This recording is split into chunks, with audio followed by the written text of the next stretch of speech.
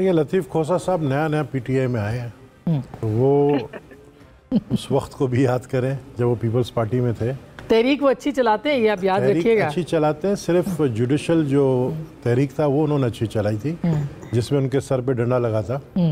तो मैं समझता हूँ कि देखें, अगर तो आप ये कहते हैं कि जी ये हुकूमत जाली हुकूमत है, हमारा मैंडेट चोरी किया गया, सबसे पहले तो हमें ये नहीं पता ये मैंडेट सुन्नी इत्तेहाद कौंसिल का है या पीटीआई का है या आज़ाद का है, यानी ये मैंडेट था किसका।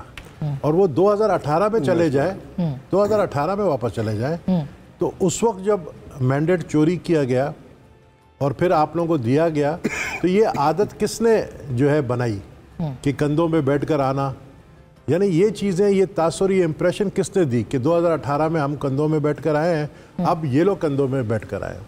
हम कहते हैं देखें हमें मूव फॉरवर्ड, आगे जाना है।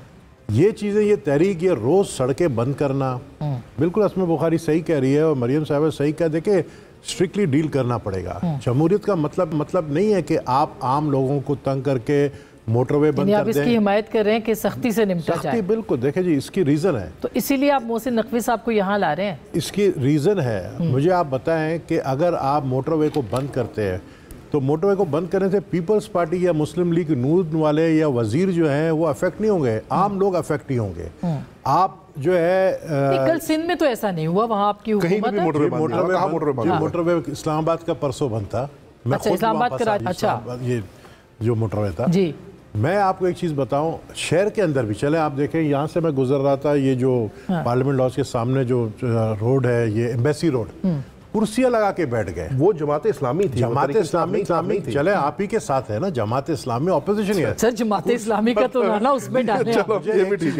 वही ऑपोजिशन की बात हो रही है। मैं एक मिसाल, मैं सिर्फ पीटी देखा, अभी तो इस वक्त पीटीआई है नहीं, अभी मेरे भाई है। चले आप सुन्नी इत्तेहाद काउंसिल ही कह रहे हैं, लेकिन उनका भी तो हक है ना।